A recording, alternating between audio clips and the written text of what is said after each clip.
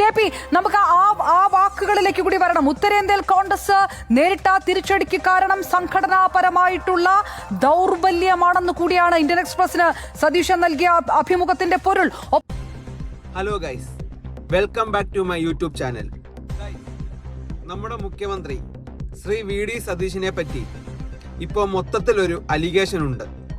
എന്താണെന്ന് വെച്ചാൽ MSC പോലൊരു വൻകിട കമ്പനിക്ക് നമ്മുടെ വിഴിഞ്ഞം പോർട്ടിന്റെ ഓഹരിയായിട്ട് 13,000 രൂപ കോടിയുടെ ഓഹരി വിഴിഞ്ഞം പോർട്ടിന് ശ്രീ മുഖ്യമന്ത്രി വി ഡി സതീശൻ നയിക്കുന്ന നിയമവകുപ്പും പോർട്ട് വകുപ്പും ധനവകുപ്പും മുഖ്യമന്ത്രി എന്ന പദവിയും അറിയാതെ അദാനി കമ്പനി ഓഹരി എഴുതി കൊടുത്തിരിക്കുന്നു. ഇതിനെപ്പറ്റി പ്രതിപക്ഷം നിയമസഭയിൽ ശ്രീ വി ഡി സതീശനോട് ചോദിച്ചപ്പോൾ അദ്ദേഹം പറഞ്ഞത് ഇത് കേരള സർക്കാർ അറിയാതെയാണ് അവരത് ചെയ്തിരിക്കുന്നതെന്നാണ്. പക്ഷേ ഇതിന്റെ ഉള്ളിലേക്ക് നമ്മൾ നോക്കുന്ന സമയത്ത് ശ്രീ വി ഡി സതീശൻ പറഞ്ഞത് പച്ചക്കള്ളമാണ്.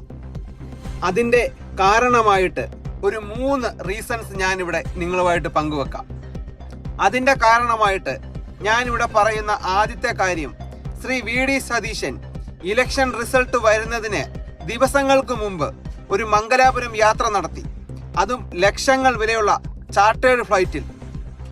പോയതോ NDA നേതാവിന്റെ വീട്ടിലേക്ക്, കൂടെ പോയതോ സ്വർണക്കൊള്ളയിൽ SIT ചോദ്യം ചെയ്ത രജികുമാറിനൊപ്പം.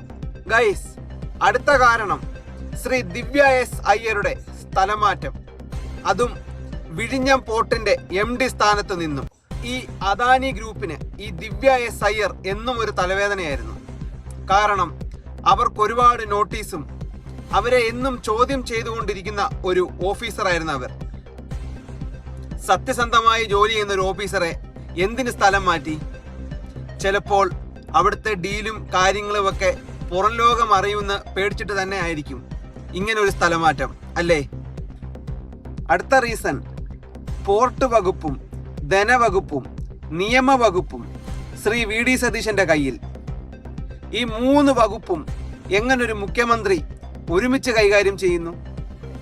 ഈ പറഞ്ഞ വകുപ്പുകളൊന്നും അറിയാതെ MSC പോലൊരു വൻകിട കമ്പനിക്ക് നമ്മുടെ വിഴിഞ്ഞം പോർട്ടില് 13,000 കോടിയുടെ ഒരു ഓഹരി 60 വർഷത്തേന് കിട്ടുമെന്ന് നിങ്ങൾക്ക് തോന്നുന്നുണ്ടോ?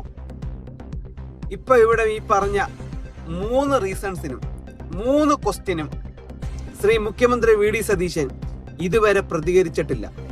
അദ്ദേഹം മൗനം തുടരുകയാണ്. സ്വന്തം പാർട്ടി പോലും അറിയാതെ ഇത്തരത്തിലൊരു നീക്കം എന്തിനാണെന്നാണ് കേരളത്തിലെ ജനങ്ങൾക്ക് അദ്ദേഹത്തോട് ചോദിക്കാനുള്ളത്. അതിന് തെളിവാണ് ശ്രീ KC വേണുഗോപാലിന്റെ വാർത്താ സമ്മേളനങ്ങൾ.